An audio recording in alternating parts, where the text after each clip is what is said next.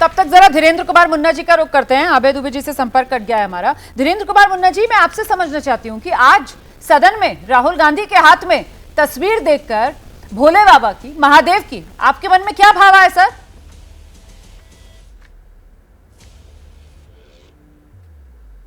वही पुराना कि राहुल गांधी जी गंभीर नहीं, जैसे हम लोग पहले समझते आ रहे थे, देश के लोग समझते हैं, वैसे ही संसद के अंदर में तस्वीर ला करके वो क्या बतलाना चाहते हैं ये तो वही जानते हैं।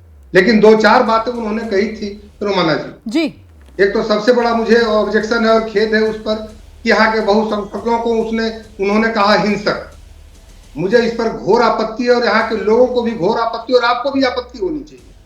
दूसरा, उन्होंने कहा कि अल्पसंख्यकों को भारतीय जनता पार्टी और एनडीए के लोग डराते हैं।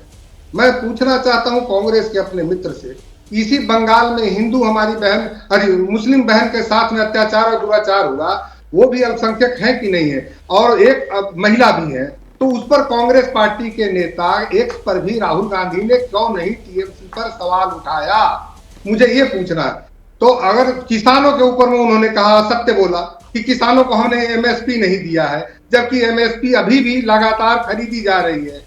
अग्निवीर पर उन्होंने झूठ बोला कि हम लोग उन्हें शहीद नहीं मानते हैं। मुझे इस पर आपत्ति है कि उनको शहीद का दर्जा भारतीय जनता पार्टी और एनडीए की सरकार देती है कि नहीं देती है, मुआवजे के तौर पर 1 करोड़ रुपया देती है कि नहीं देती है सरकार। तो असत्य बोलना सदन के अंदर में आकर के भारतीय लोकतंत्र के इतिहास में जैसा एलओपी के रूप में आदरणीय राहुल गांधी जी ने किया है, वह बिल्कुल ही अमर्यादित है, अलोकतांत्रिक है। 2-3 मुद्दे उनके रहे हैं। एक तो उन्होंने अगर तुष्टीकरण की राजनीति में, इसलिए कहता हूं कि बंगाल में आपने जो असत्यता की बात की है राहुल गांधी के बयान पर, मैं बस अपने दर्शकों को ये जानकारी देना चाहती हूँ कि जब उनका बयान खत्म हुआ सदन में, उसके बाद स्पीकर लोकसभा अध्यक्ष की तरफ से साफ निर्देश दे दिए गए कि उन्हें अपने बयान का सत्यापन कराना होगा। ये जानकारी दर्शकों को रहनी चाहिए, इसलिए मैंने यहाँ पर ये बात रखी है।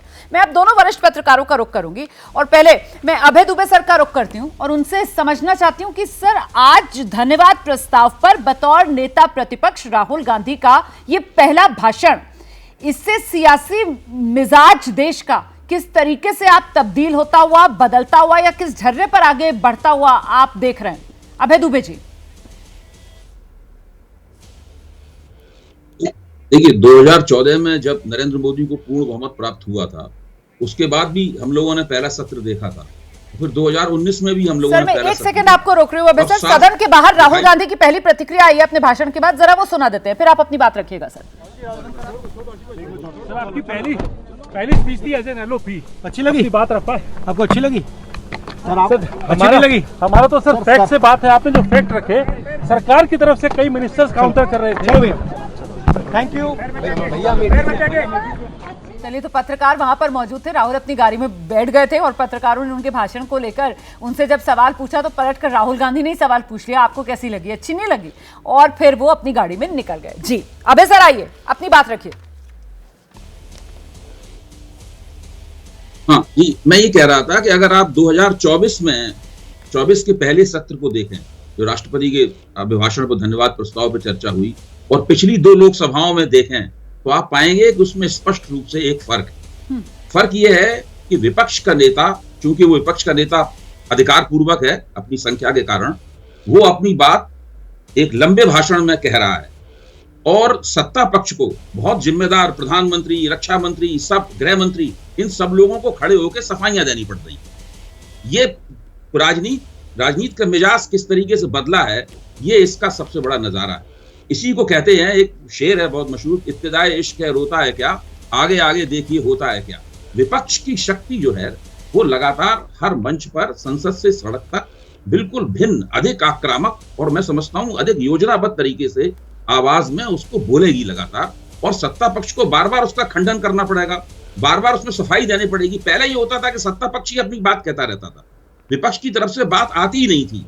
अब दोनों बातें समांतर लोगों के सामने आएंगी, और जो एक तरफा पूरा डिस्कोर्स, एक तरफा नैरेटिव पिछले 10 साल से चल रहा था, उसके चलने की कोई गुंजाइश नहीं रहेगी। अब जहां तक सवाल है कि राहुल गांधी ने 100 करोड़ हिंदुओं का अपमान किया, तो भाजपा ने ये जो स्पिन उसके ऊपर दिया है, क्या आप समझते हैं कि बाहर के लोग, कोई हमारे मतदाता इतने मूर्ख हैं जो ये मानेंगे कि कांग्रेस के नेता ने 100 करोड़ हिंदुओं को हिंसक कहा है?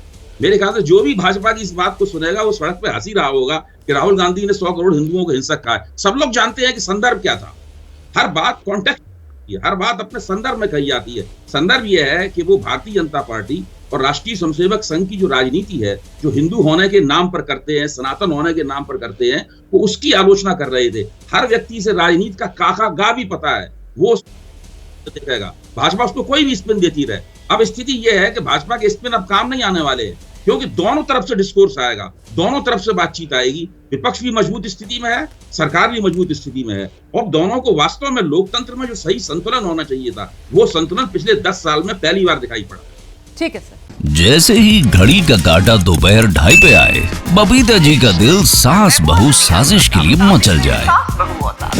और ये है इनकी बहू, पूरे दिन ऑफिस की टेंशन हो जाए गॉन जब ये करें अपना फेवरेट शो फ्री टाइम पे ऑन। इनकी तरह आप भी देखिए अपना फेवरेट शो अपने टाइम पर और डाउनलोड कीजिए एबीपी लाइव ऐप अपने स्मार्ट टीवी पर।